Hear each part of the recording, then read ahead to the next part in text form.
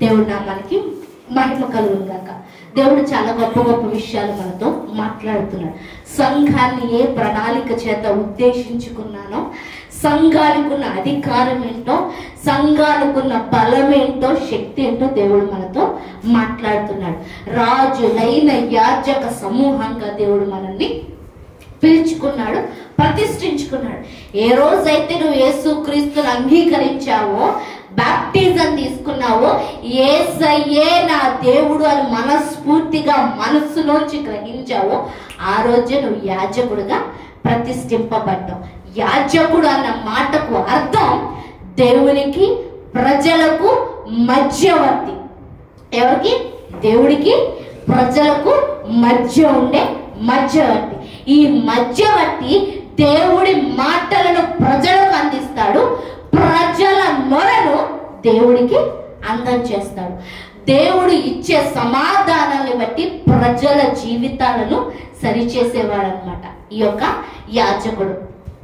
దేవుడు యాజక ధర్మాని కోసం అహరోను, అతని కుమారులను, లేవి గోత్రాలను ఎన్నుకోవడం జరిగింది. కానీ ఈ తరములో ఎవరైతే యేసయ్య అని పిలుస్తున్నారో, ఎవరైతే సంఘముతో చేర్చబడ్డారో, ఎవరైతే సంఘముగా కూడబడ్డారో వాళ్ళందరూ కూడా యాజకులే. కానీ మన యాజక ధర్మం చెయ్యట్లేదు, యాజకుని పని చెయ్యట్లేదు. మన మీద ఉన్న అభిషేకాన్ని వృధా చేస్తున్నామని మనం నిన్న మాట్లాడుకున్నాం. అహరోను పైన ఆ యొక్క ఎఫోదు, అహరోను పైన ఆ ప్రతిష్ఠిత వస్త్రములు తనని ప్రత్యేకపరిచింది. తను ఏం చేసింది? ప్రత్యేకపరిచింది. అన్ని లక్షల మంది ప్రజలలో తన వస్త్రము మాత్రమే ప్రత్యేకంగా ఉంది. గల కారణం ఏంటి అంటే, తను దేవుడికి ప్రార్థించే వ్యక్తి, ప్రజల పక్షాన విజ్ఞాపన చేసే వ్యక్తి. ఆ హోమ ద్రవ్యములు కానీ, దహన బలి కానీ, సమాధాన బలి కానీ అర్పించే వ్యక్తిగా ఉన్నాడు. తన పైన అభిషేక తైలం ఉంది. ఏముంది?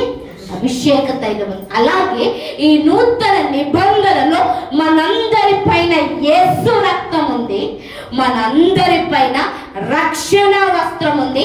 మనము కూడా ప్రత్యేకింపబడిన వారిగా ఉండాలి. కానీ ఉండట్లేదు. క్రైస్తవులము అనే పేరు చెప్పుకుంటున్నాం కానీ ప్రత్యేకమైన జీవితాన్ని జీవించట్లేదు. యాజక ధర్మం అంటే ఏదో చేసేమని చెప్పట్లేదండి నేను.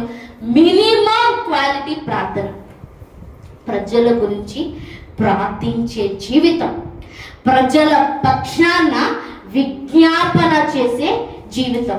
ఎప్పుడైతే మనం అయ్యా నా ఫ్రెండ్, నా కొలీగ్, నా బిజినెస్ పాస్టరు, అదే పార్ట్నరు, లేకపోతే నా పక్కన ఉన్న కుటుంబము, నా వీధిలో ఉన్నవారు, అయ్యయ్యో శ్రమ పొందుతున్న వాళ్ళు, అయ్యో హాస్పిటల్లో ఉన్నవాళ్ళు, అయ్యో చావు బ్రతుకులో ఉన్నవారు, అయ్యో కష్టంలో ఉన్నవారు, నష్టపోయిన వారు, మోసపోయిన వారని నువ్వు ఒకరి గురించి దేవుడు దగ్గర మొరపెడితే చాలు, ఇట్స్ ఎనఫ్.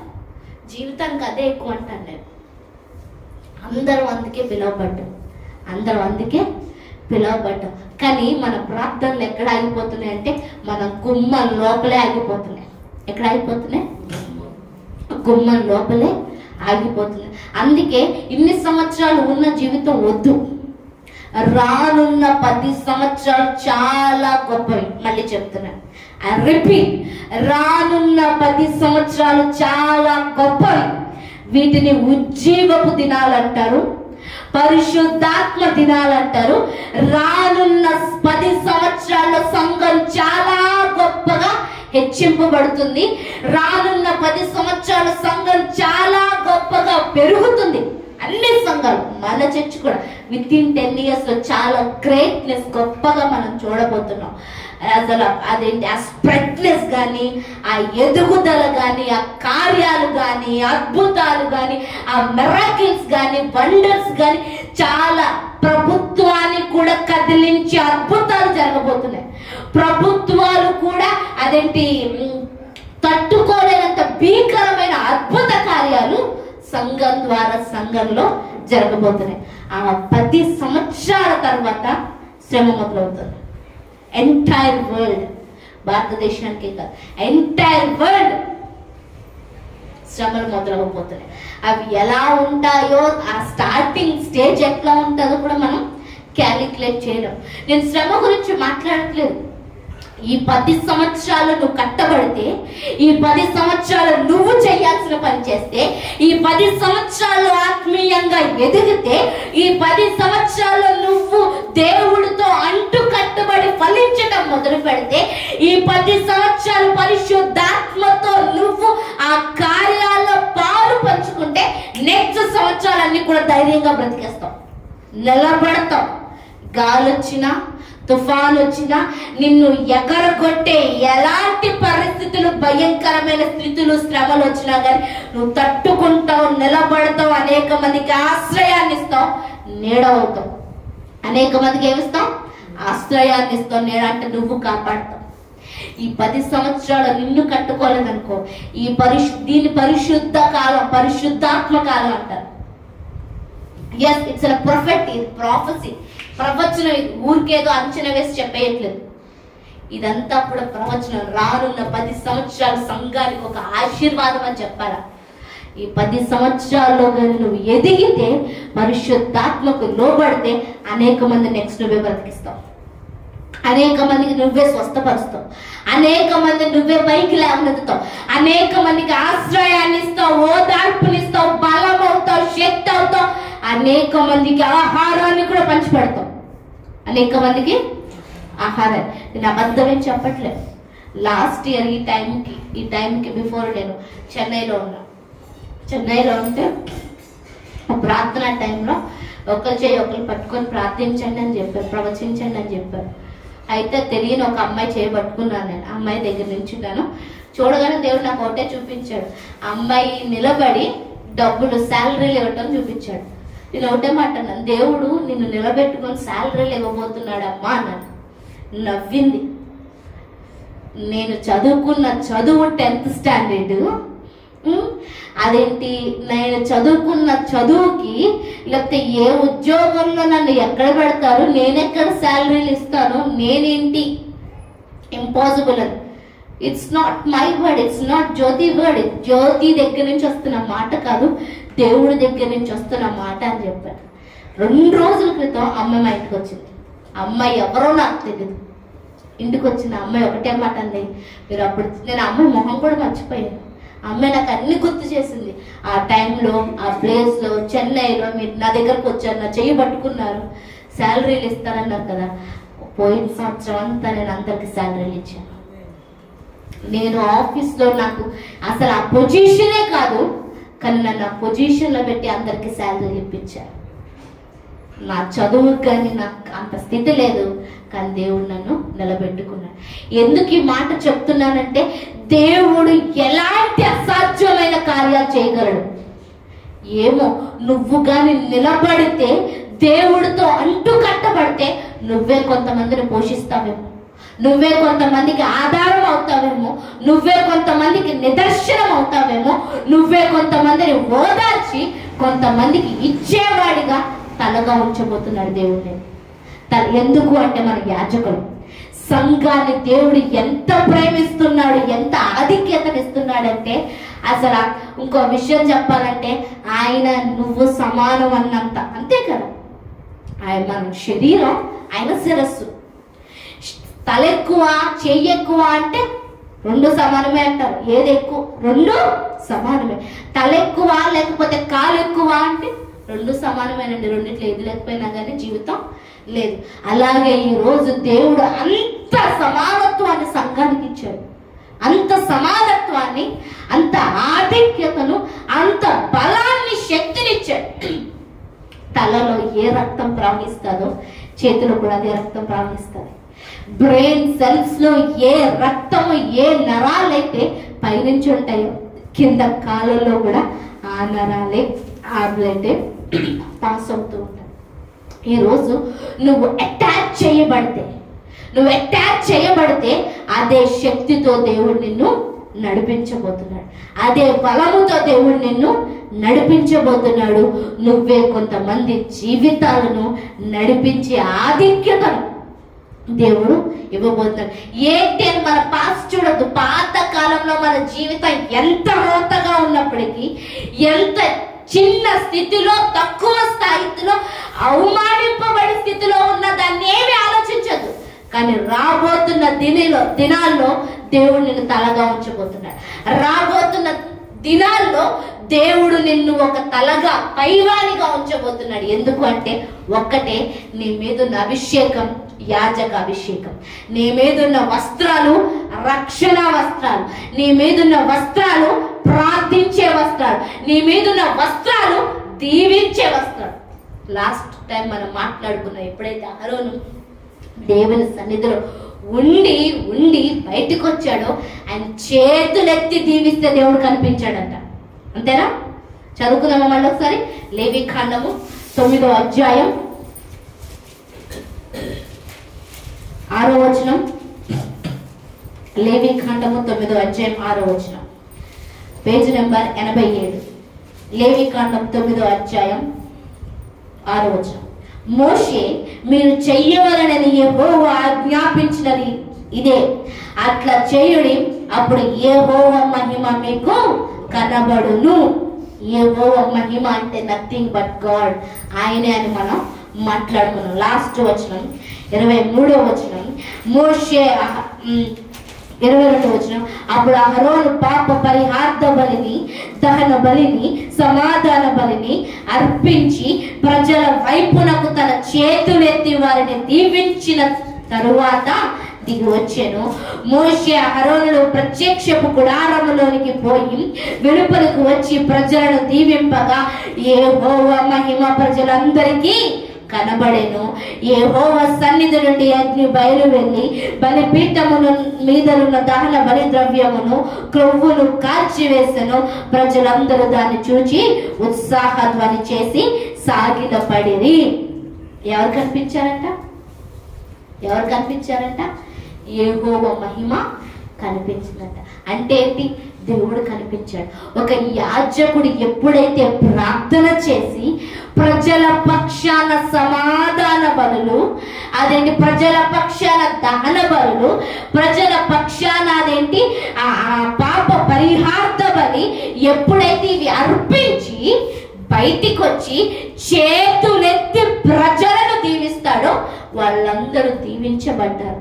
వాళ్ళందరికీ దేవుడు కనిపించాడు. మళ్ళీ చెప్తున్నా, నీ నూతన నిబంధనలో నువ్వు బలి చెయ్యాల్సిన అవసరం లేదు. ఆల్రెడీ యేసయ్య బలైపోయాడు. ఆల్రెడీ యేసయ్య బలైపోయాడు. ఇప్పుడు నువ్వు అదేంటి ప్రార్థన చెయ్యటం మాత్రమే మిగిలింది. మనం ప్రార్థన చేసి చేసి చేసి ప్రజల పక్షాన విజ్ఞాపన చేసి చేసి ఎప్పుడైతే బయటికి వచ్చి ప్రజల వైపు చేతులెత్తుతామో, మాట్లాడతామో, సాక్ష్యం చెప్తామో, దీవిస్తామో, వారి జీవితాల్లో అది జరుగుతుంది. అంటే దేవుడు దాన్ని డిక్లేర్ చేస్తాడు, దేవుడు దాన్ని నిశ్చయం చేస్తాడు, దేవుడు దాన్ని ఒప్పుకుంటాడు. దేవుడు దాన్ని ఒప్పుకుంటాడు. ఈ రోజు నీ మాటను ఒప్పుకోవడానికి దేవుడే సిద్ధంగా ఉన్నాడయ్యా. ఎవరు సిద్ధంగా ఉన్నారు? నీ నీ నోటి నుంచి వచ్చే మాటను స్థిరపరచడానికి దేవుడు సిద్ధంగా ఉన్నాడు. కానీ మన సమాధానాన్ని ప్రకటించడానికి సిద్ధంగా లేవు. మనం ఆ దీవెనను ప్రకటించడానికి సిద్ధంగా లేవు. మనం ఆ స్వస్థతను ప్రకటించడానికి సిద్ధంగా లేవు. లేదంటే మనం ఆ యొక్క ఆదరణను, ధైర్యమును పలకడానికి మన నోట్లోంచి ఇష్టపడట్లేదు. నేను ఎప్పుడు చెప్తాను, ఒక మాట అంటాం ప్రజలు బాగుపడతారు, ఒక మాట అంటాం ప్రజలకు దీవెన వస్తుంది. నోట్లోంచి వచ్చే ప్రతి మాటను కూడా దేవుడు స్థిరపరుస్తున్నాడంటే దానికి 2 చేతులు, 2 కాళ్ళు, 2 కొమ్ములే లేక కాదు, ఎక్స్ట్రా. ఎందుకు మా మాటను దేవుడు స్థిరపరుస్తున్నాడు అంటే ఆ ప్రార్థన చేసి వస్తున్నాం కదా. అందుకు దేవుడు ఏం చేస్తున్నాడు? ప్రార్థించే వారి మాటను దేవుడు ఒప్పుకోకుండా ఉండలేడు. ఏం చేయకుండా ఉండలేరు? ఒప్పుకో. ఊర్లో ఆయన ఒక మాట అంటే ఒప్పుకోండ్రా అని అంట. ఎందుకు? ఆ పెద్ద మనిషి కాబట్టి. ఆ పెద్ద మనిషికి ఉన్న దర్జానో, నీతో, న్యాయమో, లేకపోతే ఆయనలో ఉండే మంచి క్వాలిటీస్ని బట్టి పెద్ద మనిషి చెప్తున్నాడు కదరా, ఒప్పుకోరా. పెద్ద మనిషి చెప్తున్నాడు కదరా, దాన్ని బట్టి వెళ్ళిపోరా. పెద్ద మనిషి చెప్పాడు కదరా, చేసుకోరా. పెద్ద మనిషి చెప్పాడు కదరా. ఎందుకు? ఒకవేళ ఏదైనా నష్టం కలిగిన ఆ మాట చెప్పిన పెద్ద మనిషి నిలబడతాడు. ఒకవేళ అక్కడ ఎవరైనా వ్యతిరేకంగా వస్తే నీకు ముందు ఆ పెద్ద మనిషి నిలబడతాడు. ఈ రోజు దేవుడు అదే మాట అంటున్నాడు, నువ్వు ప్రార్థన చేయి, చేతులెత్తు, స్వస్థత నేను చేస్తాను. నువ్వు ప్రార్థన చేసి దీవించు, నేను దీవిస్తాను. నువ్వు ప్రార్థన చేసి వారి జీవితాల్లో ఒక ఆదరణ ప్రకటించు, నేను వారి గుండెలో ఉన్న భారాన్ని తీసివేస్తాను. నువ్వు ప్రార్థించి వారి కలిగి ఉన్న నష్టం పోవాలని ప్రకటించు, నష్టాన్ని నేను తీసేస్తాను. జస్ట్ మనం మాట చెప్తే చాలండి. పనులు చేసేవాడు మన ముందున్నాడు, మన పక్కన ఉన్నాడు. కానీ మనం ఆ మాటే చెప్పట్లే. ఎందుకంటే మనకి తెలియదు అధికారం ఉందని, మనకి తెలియదు ఆ దీవెనలు మన మీద ఉన్నాయని, మనకి తెలియదు అంత ధన్యత సంఘానికి దేవుడు ఇచ్చాడు అని. ఈరోజు దేవుడు మనతో డైరెక్ట్గా మాట్లాడుతున్నాడు. అందుకు you are not a normal person. పక్కనున్న వ్యక్తికి సెకండ్ ఇచ్చి చెప్పు, నువ్వు సాధారణమైన వ్యక్తివి కాదు, నువ్వు నార్మల్ వ్యక్తివి కాదు. చెప్పండి, ఈ పక్కనున్న వ్యక్తికి సెకండ్ ఇవ్వండి. చెప్పండి, సెకండ్ ఇవ్వండి. సాధారణమైన వ్యక్తివి కాదు, నార్మల్ పర్సన్వి కాదు. ఇవ్వండి, అందరు చెప్పాలి, అందరికి వర్తించే. It's not a word, it's a prophecy. నీ పక్క వ్యక్తికి నువ్వు ప్రవచిస్తున్నావు. You are not a normal person. దేవుడు నీ మాటను ఒప్పుకోబోతున్నాడు. దేవుడు నీ మాటను ఒప్పుకోబోతున్నాడు. దేవుడు నీ మాటను స్థిరపరచబోతున్నాడు. నువ్వు అసాధారణమైన వ్యక్తివి, సూపర్ న్యాచురల్ పర్సన్. ఏ వ్యక్తి? Supernatural person. అంతే కదా, కొన్నిసార్లు భర్త భార్య మాట వినాల్సిందే, లేకపోతే హల్లు నడవదు, ఇల్లు నడవదు. ఇంకా ఆ రోజు అయిపోయినట్టే. ఏదైనా కానీ 6 100 అయినా, లేకపోతే 150 అయినా, 200 అయినా కానీ ఏం చేయాలా? ఒప్పుకో. ఎందుకంటే బాధ్యత. అదే ఒప్పుకున్నాం, అదే ఒప్పుకున్నా. అలాగే భర్త మాట భార్య వినాల, భార్య మాట భర్త వినాలి. అట్లాగే యేసయ్య ఏ స్థానాన్ని ఇచ్చాడు తెలుసా సంఘానికి? నిన్ను తన భార్యగా, నిన్ను తన వధువుగా, నిన్ను తన ప్రధానం చేసుకొని వెళ్ళాడు సిలువ మరణం చేత. అందుకు నీ నోటి నుంచి వచ్చే ప్రతి మాట ఆయన ఒప్పుకోవాల్సిందే. ఏం చేయాల్సిందే? ఒప్పుకోవాల్సిందే. ఆ ధైర్యంతో ఇప్పుడు మోకాలి, ఆ ధైర్యంతో ప్రార్థన చేయి.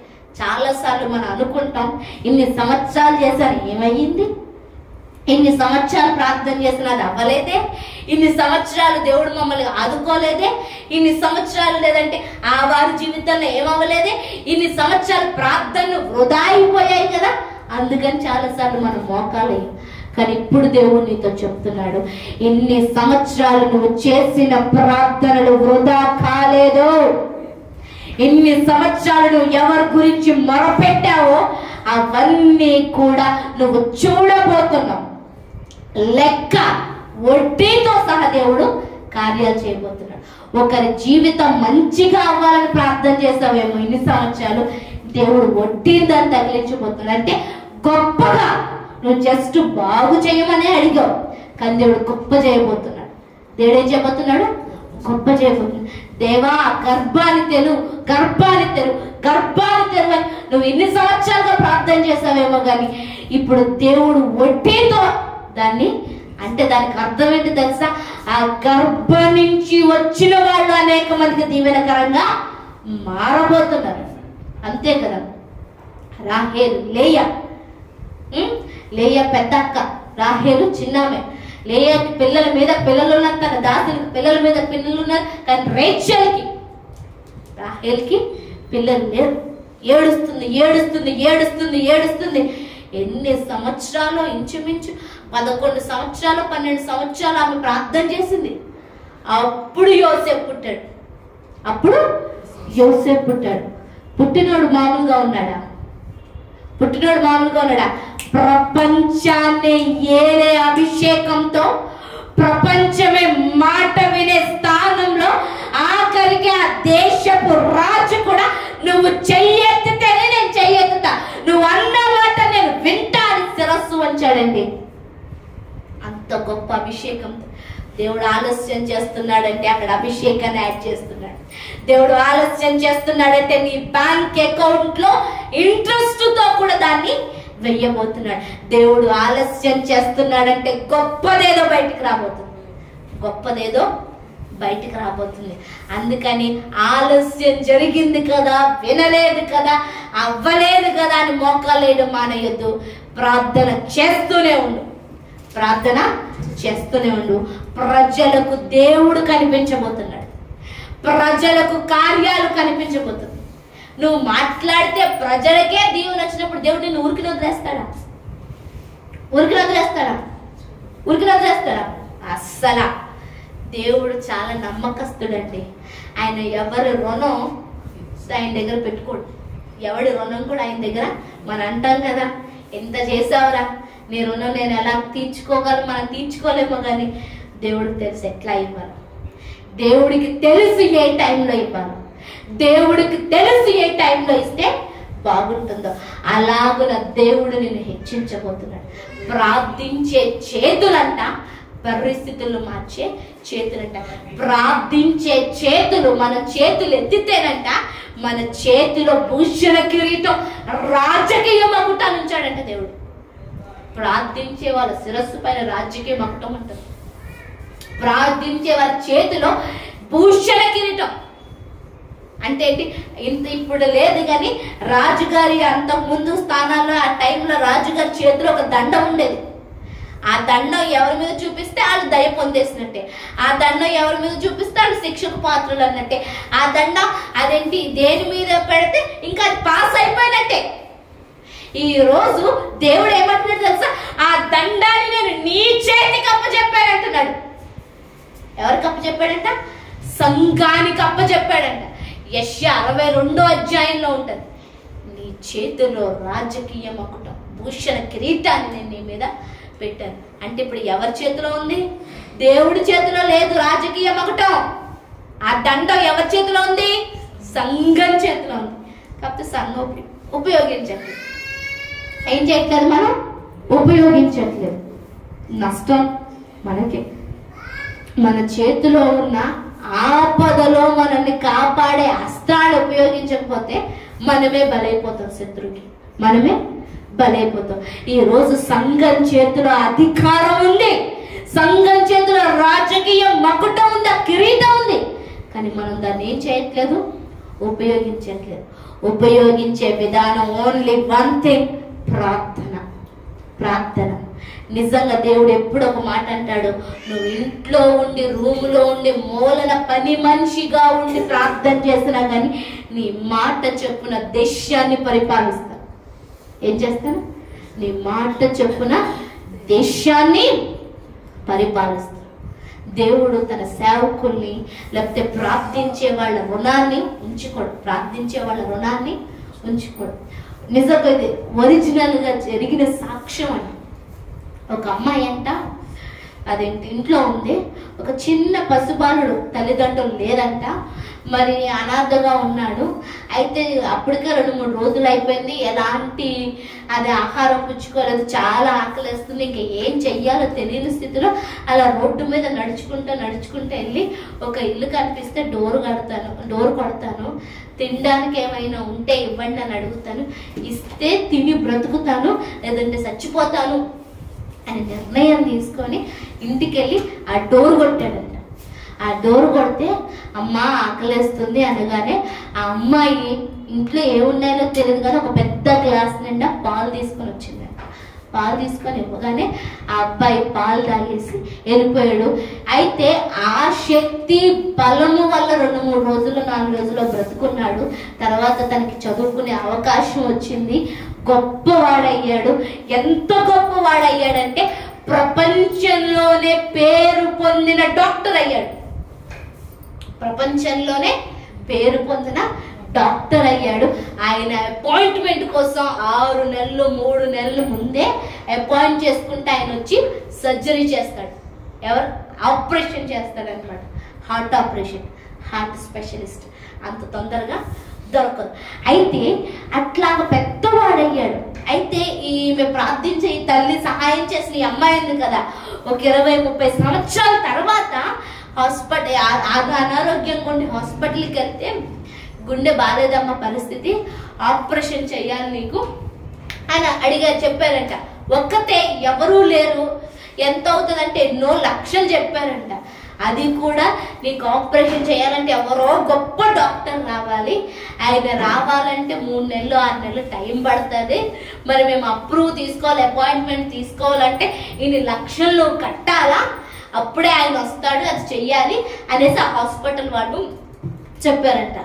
నా వల్ల కాదయ్యా అన్ని లక్షలు కట్టేది, ఇంకో 3 నెలలు 6 నెలలు బ్రతుకుతానన్న టైం కూడా నా దగ్గర లేదు, లెట్ ఇట్ బి, చూద్దాంలే, ప్రార్థిస్తున్నాను కదా నా దేవుడు నన్ను రక్షిస్తాడులే అని ఇంటికి వెళ్ళిపోయిందంట.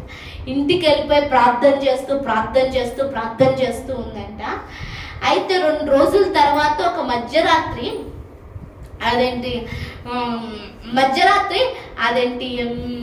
ప్రార్థన చేస్తుంటే మళ్ళీ డోర్ చప్పుడు వినిపించిందంట. డోర్ చప్పుడు ఎవరా అని తీసిందంట. ఒక యవనస్తుడు మంచి సూట్ వేసుకొని నిల్చున్నాడంట.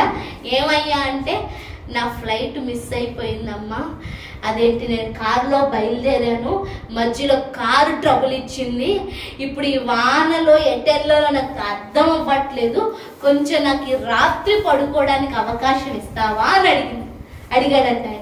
రండయ్యా అనేసి లోపలికి తీసుకొచ్చిందంట. ఆయన గుర్తుపట్టలేదు, ఆమె గుర్తుపట్టలేదు, 30 సంవత్సరాలు అవుతుంది కదా.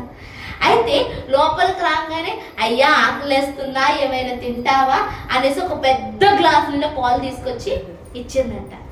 అప్పుడు ఆయనకి గుర్తొచ్చిందంట, అదే ఇల్లు, అదే తలుపు, అదే అమ్మాయి అనేసి.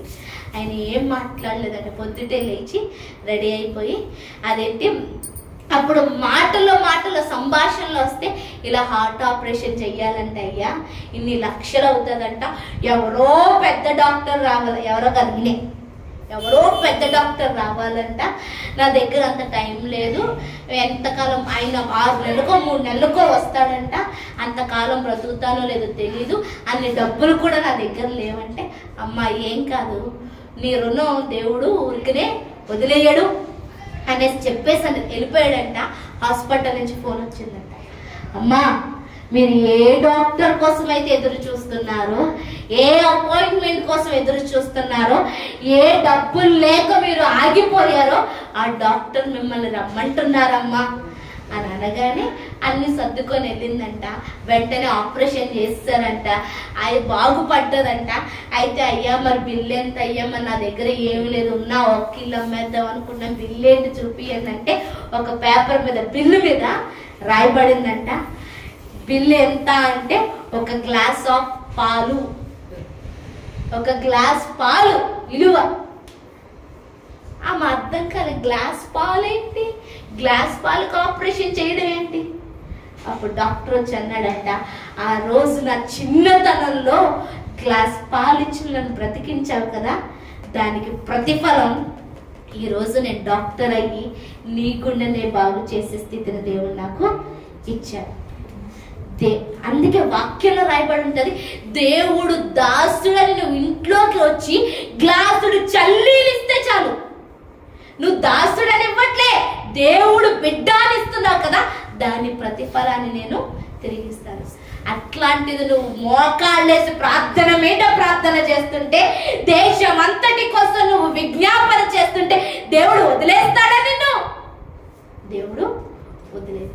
చేతులెత్తి ప్రార్థన చేసినప్పుడు దేవుడు పరిస్థితులను, ఎక్కడో ఉండాల్సిన ఆయన ఫ్లైట్ క్యాన్సిల్ అయిపోవడం ఏంటి, ఆయన కారులో రావటం ఏంటి, అంత పెద్ద డాక్టర్ కారు పాడైపోవడం ఏంటి, మళ్ళీ అదే ఇంటికి రావటం ఏంటి, దేవుడు ఎవరినైనా రప్పించగలడు. రిపీట్, దేవుడు ఎవరినైనా రప్పించగలడు, ఎవరినైనా మార్చగలడు, ఎవరినైనా నిలబెట్టుకోగలడు. తల దన్నేసినంటే ఏ రాయి అయితే పనికి రాదు అని వదిలేస్తామో, ఆ రాయినే దేవుడు పునాదిగా వేసుకొని వాడుకుంటాడట. ఈ రోజు ప్రార్థించే వ్యక్తివని ఒక క్రైస్తవుడు అని నిన్ను పక్కన పెట్టేశారేమో, కానీ ప్రార్థన పొద్దు నిన్నే దేవుడు మూలరాయిగా చేయబోతున్నాడు. దేవుడే నిన్ను మూలరాయిగా చేయబోతున్నాడు. ఎందుకంటే నువ్వు ఎవరి గురించి ప్రార్థన చేస్తున్నావు?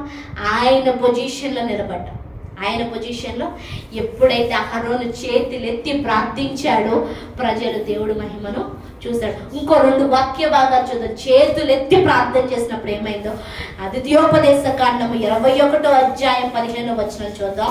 అక్కడ చేతులెత్తి ప్రార్థన చేసినప్పుడు, చేతులు ఎత్తినప్పుడు ఏం జరిగిందో చూద్దాం. ద్వితీయోపదేశ కాండం 21వ అధ్యాయం 5వ వచనం. అప్పుడు యాజకులైన లేవీలు, పేజ్ నంబర్ 163, ద్వితీయోపదేశ కాండము 21వ అధ్యాయం 5వ వచనం, పేజ్ నంబర్ 163, పాత నిబంధన గ్రంథమే 163. అప్పుడు యాజకులైన లేవీల దగ్గరకు రావలెను, యెహోవాను సేవించి యెహోవా నామమున దీవించుటకు ఆయన వారిని ఏర్పరచుకొనెను కనుక వారి నోటి మాట చేత ప్రతి వివాదమును, దెబ్బ విషయమైన ప్రతి వ్యాజ్యమును విమర్శింపబడవలెను. అప్పుడు ఆ శవమునకు సమీపమునందున్న ఆ ఊరి పెద్దలందరూ ఆ ఏటి లోయలో మేడ విరగతీయబడిన ఆ పెయ్యి పైన తమ చేతులు కడుగుకొని, మా చేతులు ఈ రక్తమును చిందింపలేదు, మా కన్నులు ఇది చూడలేదు, యెహోవాని విమోచించిన ఈ జననమైన ఇశ్రాయేలుల నిమిత్తము ప్రాయశ్చిత్తము కలుగనిమ్ము. నీ జనమైన ఇశ్రాయేలు మీద నిర్దోషి యొక్క ప్రాణము తీసిన దోషమును మోపవద్దని చెప్పవలెను. అప్పుడు ప్రాణము తీసిన దోషమునకు వారి నిమిత్తము ప్రాయశ్చిత్తము కలుగును.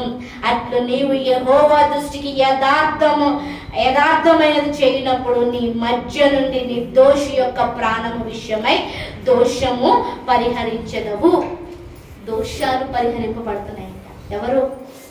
యాజకులు చేతులెత్తి విమర్శను తీర్చినప్పుడు, యాజకులు చేతులెత్తి వివాదాన్ని తీర్చినప్పుడు, యాజకులు చేతులెత్తి సమాధాన పరిచినప్పుడు వాళ్ళ మీద ఉన్న దోషం పోతుందంట. వాళ్ళ మీద ఉన్న దోషం పోతుంది. మీకు తెలుసా, నువ్వు ప్రార్థన చేస్తే చాలా శాపాలు విరగొట్టబడతాయి. నువ్వు ప్రార్థన చేస్తే సంవత్సరాలుగా ఉన్న తెగుళ్ళు వాళ్ళ జీవితాల పైన కట్ అయిపోతాయి. నీకు తెలుసా? నాకు తెలుసు చాలా జీవితాలు సంవత్సరాలు వాళ్ళ ఇంట్లో ఉన్న మగవాళ్ళందరూ చచ్చిపోతారు. కానీ ఎప్పుడైతే ప్రార్థన చేస్తామో ఇక మరణాలు లేకుండా దేవుడు చేస్తాడు. మరణాలు లేకుండా చేశాడు. వాళ్ళ ఇంట్లో శాంతి లేకుండా, సమాధానం లేకుండా, పెళ్ళిళ్ళైన ప్రతి మగ వ్యక్తి ఆ ఇంట్లో చనిపోవడమే. పెళ్ళైన ప్రతి మగ వ్యక్తి ఆ ఇంట్లో చనిపోడు. అసలు మగ వ్యక్తే లేకుండా. కానీ ఎప్పుడైతే ప్రార్థన చెయ్యబడిందో అక్కడ పెళ్ళైన వ్యక్తి చనిపోలే. పెళ్ళైన వ్యక్తి చనిపోలే. ఎందుకు ఈ మాట చెప్తున్నానంటే, బ్రతికించే అవకాశాన్ని దేవుడు సంఘానికి ఇస్తున్నాడు. బ్రతికించే ధన్యతను. నువ్వు చేతులెత్తే అంత దీవెన, నువ్వు చేతులెత్తే అంత దీవెన. ఇంకో విషయం చూద్దాం. లూకాసు వార్త 24వ అధ్యాయం 50వ వచనం. చాలా గొప్ప వచనం. 24వ అధ్యాయం 50వ వచనం. లూకాసు వార్త 24వ అధ్యాయం 50వ వచనం, పేజ్ నెంబర్ 79, నూతన నిబంధన. లూకాసు వార్త 24:50వ వచనం. ఆయన బెథానియా వరకు వారిని తీసుకొని పోయి చేతులెత్తి వారిని ఆశీర్వదించెను. ఎవరు ఆశీర్వదించారు? ఎవరు ఆశీర్వదించారు? యేసయ్య. పునరుద్ధానుడైన యేసయ్య, మరణము గెలిచిన యేసయ్య. నా వైపు చూడండి. మరణము గెలిచిన యేసయ్య తిరిగి వెళ్ళబోతున్నప్పుడు, ఆరోహణమై వెళ్తున్నప్పుడు ఆయన ఏం చేస్తాడు? వారిని తీసుకొచ్చి చేతులెత్తి ఆశీర్వదించాడంట.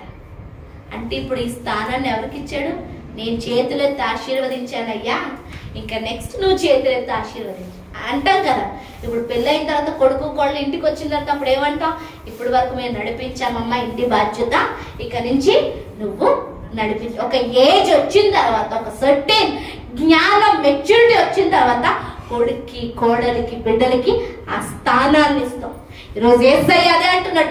ఇప్పటి వరకు నేను లోకానికి దీవెనకరంగా ఉన్నాను. నా మరణాన్ని బట్టి దీవెన వచ్చింది, నా పునరుద్ధానాన్ని బట్టి దీవెన వచ్చింది. ఇప్పుడు నెక్స్ట్ నువ్వు చేయాల్సిన పని నీకు ఇస్తున్నాను అధికారాన్ని, ఇక నువ్వు చేతులెత్తి దీవించు. నువ్వు చేతులెత్తి, మనం చేతులెత్తితే దీవింపబడతారు, మనం చేతులెత్తితే స్వస్థత పొందుతారు, మనం చేతులెత్తితే భయము దిగులు పోతుంది, మనం చేతులెత్తితే సమాధానం రాబోతుంది, మనం చేతులెత్తితే సమాధానం రాబోతుంది. ఇదే లేవి ఖండంలో ఇంకో ఆధిక్యత చెప్పన దేవుడు నీకు ఇచ్చిన ఇంకో ఆధిక్యత. ఈరోజు నిన్న చదువుతుంటేనే నాకు చాలా సంతోషం అనిపించింది. లేవి ఖండము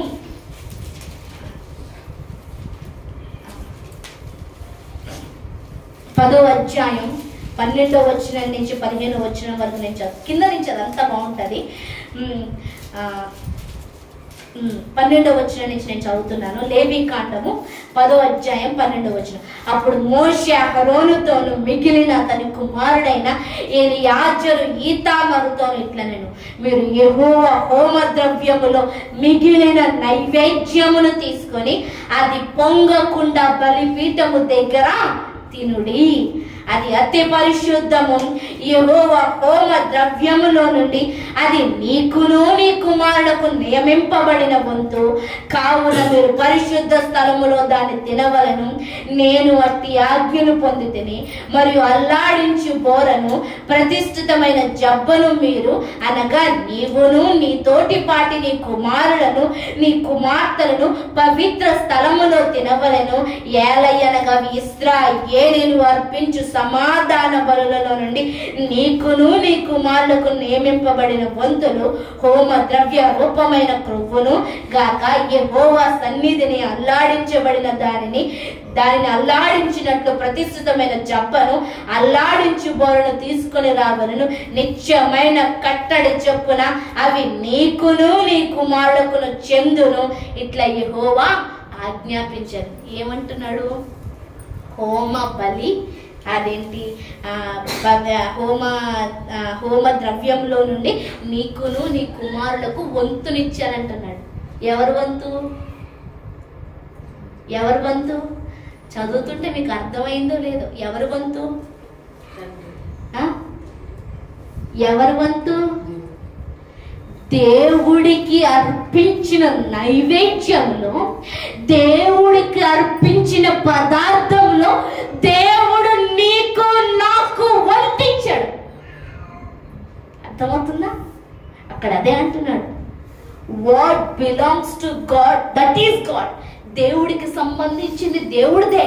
కానీ ఏమంటున్నాడు? నువ్వు నా కోసం యాజక ధర్మం చేస్తున్నావు కదా, నువ్వు నీ కుమారులందరూ ఇదే మందిరంలో సేవ చేస్తున్నారు కదా, మిమ్మల్ని నేను మరచిపోలేదు, మరచిపోను. నాకు ఏదైతే ఇశ్రాయేలును ప్రతిష్ఠించారో దాంట్లో భాగాన్ని నేను నీకు ఇస్తున్నాను, దాంట్లో వంతు నేను నీకు ఇస్తున్నాను, దాంట్లో వంతు నేను నీకు ఇస్తున్నాను. ఎవరికి ఇస్తారు వంతు భాగాలు? ఫస్ట్ పెళ్ళైన తర్వాత ఒకటే అట్టిపండు ఉంది, ఏం చేస్తారు? చెరిసకం చేసుకుంటారు. తర్వాత పిల్లలు పుట్టిన తర్వాత ఆ తల్లిదండ్రులు పక్కన పెట్టి మీరు తినండి అనేసి ఉంటే ఒకడికి లేదంటే ఇద్దరు ఉంటే చెరిసకాన్ని ఇస్తాడు. ఈరోజు దేవుడు నిన్ను తన భాగంగా భాగస్వామిగా అంగీకరించాడు. ఆయనకు అర్పింపబడిన దాన్ని నీకు వంతు చేసేస్తున్నాడు. ఎంత ధన్యత అండి, ఎంత ధన్యత! దేవుడికి ఏదైతే అర్పింపబడిందో, దేవుడికి ఏదైతే ఉందో దాంట్లో భాగం నీకు నాకు ఉంది. సంఘం, శరీరం, మనం వధువు కాబట్టి అదొకటి. రెండోది మనం బిడ్డలు. ఆయన పక్కన పెట్టేసి మనకు పంచిస్తున్నారు, ఆయన పక్కన పెట్టేసి మనకు పంచిస్తున్నారు. ఇంత ధన్యతనిచ్చాడు. నేను ఏదో తినే ఆహారాన్ని బట్టే చెప్పట్లేదు, నీ జీవితానికి కావాల్సిన ప్రతిదీ కూడా ఆయన దగ్గర నుంచి రాబోతుంది. నీ జీవితానికి కావాల్సిన ప్రతి సంతోషం కానీ, కుటుంబం కానీ, అవసరతలు కానీ, దీవెన కానీ, ఐశ్వర్యం కానీ, అంతస్తు కానీ, ఇవన్నీ దేవుడి దగ్గర నుంచి రాబోతున్నాయి. నువ్వు యాజక ధర్మం చేస్తూ ఉంటే, నువ్వు ప్రార్థించే వ్యక్తిగా ఉంటే, అదే మందిరంలో పనిచేస్తే దేవుడు నీకు వంతును భాగాన్ని ఇచ్చేస్తున్నాడు. క్లియర్గా రాయబడింది.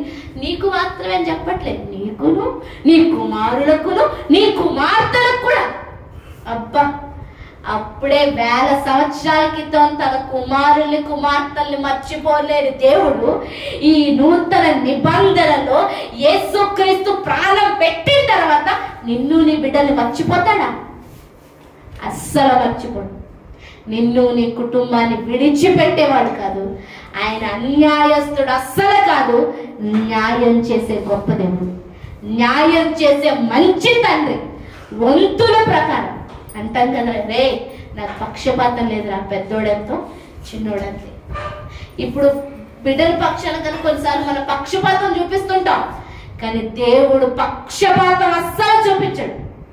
నీకు రావాల్సిన ప్రతిదీ కూడా ఆయన క్లియర్ చేసేస్తాడు. నీకు రావాల్సిన మొత్తం కూడా ఆయన కంప్లీట్ చేసేస్తాడు.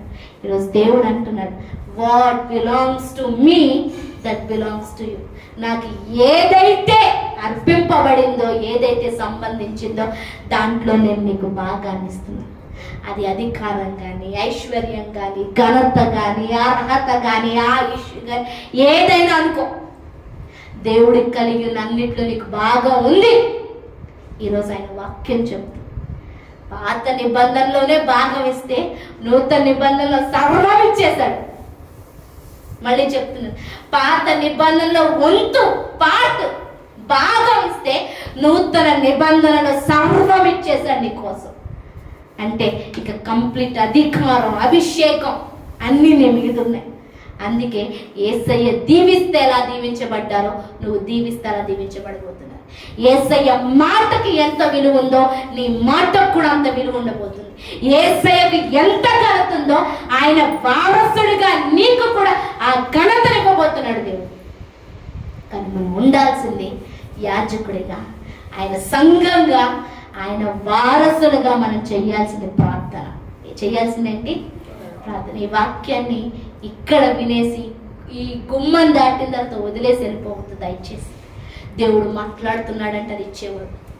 దేవుడు మాట్లాడుతున్నాడంటే అభిషేకాన్ని మన పైన పెట్టాడు. దేవుడు మాట్లాడుతున్నాడంటే అంత గొప్పగా చేయబోతున్నాడు. దేవుడు మాట్లాడుతున్నాడంటే ఆ ద్వారాలన్నీ తెరుస్తున్నాడు. దేవుడు మాట్లాడుతున్నాడంటే ఆయన సింహాసనం మీద కూర్చోబెట్టుకోబోతున్నాడు. అందుకని మర్చిపోదు, ప్రార్థన చేసుకో. దేవానికి రాజ్యానికి ఎంత గొప్ప దేవుడు అయ్యా. పాత నిబంధనలోనే తండ్రి నీకు అర్పింపబడిన హోమ ద్రవ్యములో తండ్రి భాగాన్ని తండ్రి అహరోను అతని కుమారులకు కుమార్తెలకు నువ్వు ఇచ్చావు తండ్రి. అయ్యా అప్పుడే నువ్వు మర్చిపోలేదయ్యా. ఈరోజు నూతన నిబంధనలో సర్వాన్ని మాకు ఇచ్చేసావయ్యా. ఏది దాచిపెట్టుకోలేదు. నీ అధికారం కానీ, నీ ఘనత కానీ, నీ ఆధిక్యత కానీ, అయ్యా ఐశ్వర్యం కానీ తన ప్రియులు నిద్రించుచుండగా ఆయన వారికి ఇచ్చుచున్నాడు. దేవానికి వందనాలు. నా దరిద్రతను పోగొట్టడం కోసం నువ్వు ధనవంతుడైనప్పటికీ కూడా దరిద్రుడిగా సిలువ ఎక్కి నన్ను ధనవంతుడిగా చేసావు తండ్రి. నీకు వందనాలు.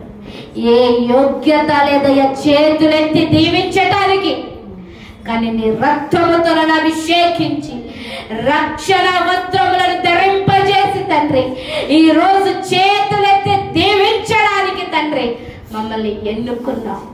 నువ్వు మాట శాసిస్తే ఎంత అధికారం ఉందో ఈ రోజు నా మాటకు కూడా అంత విలువనిచ్చావు. నీకు వందనాలు. నువ్వు ప్రార్థిస్తే ఎన్ని అద్భుతాలు జరిగాయో నువ్వు ప్రార్థిస్తే అన్న అద్భుతాలు చేయటానికి అయ్యా మీరు సిద్ధంగా ఉన్నందుకు వందనాలు. నా మాటలు స్థిరపరుస్తున్నందుకు వందనాలు. నువ్వు నన్ను మర్చిపోలేదయ్యా, నా కుటుంబాన్ని మర్చిపోలేదయ్యా, నా కన్నిటిని మర్చిపోలేదయ్యా, నా వేదన్ని మర్చిపోలేదయ్యా, నా బాధను మర్చిపోలేదయ్యా. నేను ఎందును బట్టి కృంగిపోతున్నానో తల్లడిల్లిపోతున్నానో అయ్యా నువ్వు చూస్తూ ఊరుకునే దేవుడు కాదయ్యా. తగిన కాలమున గొప్ప కార్యాలు చేస్తున్నవాడు తండ్రి. తగిన కాలంలో హెచ్చించేవాడివి, తగిన కాలంలో ఘనపరిచేవాడివి, తగిన కాలంలో న్యాయాన్ని జరిగించేవాడివి, తగిన కాలంలో వడ్డీతో సహా తండ్రి ప్రజలందరి ముందు నిలవబెట్టేవాడివి.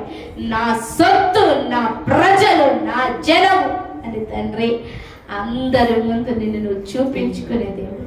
ఈరోజు మాకు ముందుగా నడుస్తున్నందుకు వందనాలు, మా పక్కన నడుస్తున్నందుకు వందనాలు, మాలో ఉన్నందుకు వందనాలు యేసయ్యా. నీకు స్తోత్రములు తండ్రి. నువ్వు మాకు ఇచ్చిన అధికారాన్ని బట్టి వందనాలు అయ్యా. వారు చేతులెత్తి ప్రార్థించినప్పుడు యెహోవా మహిమ ప్రజలందరికీ కనిపెడింది. ఈరోజు మేము ప్రార్థించడానికి నిర్ణయించుకున్నాం తండ్రి. ఇక నువ్వు కనిపించును గాక, నీ కార్యాలు కనిపించును గాక, నీ దీవెనలు కనిపించును గాక, నీ రక్షణ కనిపించును గాక, నీ విడుదల కనిపించును గాక, నీ ప్రేమ కనిపించును గాక, నువ్వు మా కోసం దాచి ఇచ్చే సమస్తము కూడా కనిపించును గాక. ఈ అన్య జనాంగము, మా భారతదేశము, ప్రజలందరూ కూడా నిన్ను చూచుదురుగాక, నిన్ను చూచుదురుగాక. ఇంతకాలం బైబిల్ పట్టుకొని తిరిగామయ్యా మేము, ఇంతకాలం బైబిల్ పట్టుకొని తిరిగామయ్యా మేము. కానీ ఇక నుంచి మాలోంచి నువ్వు కనబడుదువుగాక, మాలోంచి నువ్వు కనబడుదువుగాక తండ్రి. అలాంటి కార్యములు తండ్రి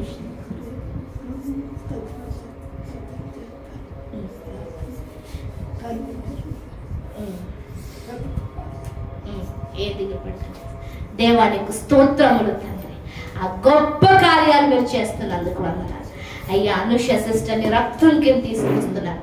రేపు జరగబోయే సర్జరీలో నీ కృప తనకు తోడయ్యుండను కాక, ఆ సర్జరీ మీరే చెయ్యుదురు కాక తండ్రి. ఇక ఏమీ లేదు, అంతా బాగైపోయింది అన్న వార్త మేము వినదుము కాక. తల్లి నిర్మలమ్మని జ్ఞాపకం చేసుకోండి. ఆ కుటుంబ పక్షాన మీరు కనబడుదురుగాక, ఆ కార్యములు జరుగునుగాక. ఇప్పుడున్న ప్రతి బిడ్డని రక్తం కింద తీసుకొస్తూ అయా అనారోగ్యంతో ఉన్న వారి శరీరాలను ముట్టి స్వస్థపరుస్తున్నాం తండ్రి. నువ్వు పొందిన గాయముల చేత స్వస్థత, నువ్వు పొందిన గాయముల చేత విడుదలను ప్రకటిస్తున్నాం. ఇప్పుడే నీ దక్షిణ హస్తం వారిని స్వస్థపరచునుగాక. ఏ సమస్య, ఏ బాధ, ఏ కష్టం నష్టంతో వచ్చారో అవన్నీ తీర్చబడునుగాక. ఈ రోజుతో అవన్నీ కొట్టివేయబడునుగాక. ఒక నూతనత్వంలోనికి వెళుదురుగాక. ఎవరి గురించి అయితే ప్రార్థన చేస్తున్నారో వారి జీవితాల్లో గొప్ప కార్యము జరుగునుగాక తండ్రి. అలానే సన్నిధి కిందకు వస్తూ యేసు క్రీస్తు నామములో ప్రార్థిస్తున్నాము తండ్రి. ఆమేన్, ఆమేన్, ఆమేన్. దేవుని నామానికి మహిమ కలుగుగాక. అలాగే ప్రార్థనలో ఉందాము, వాళ్ళలో పాలు పొందుదాం. ఆయన శరీరము ఆయన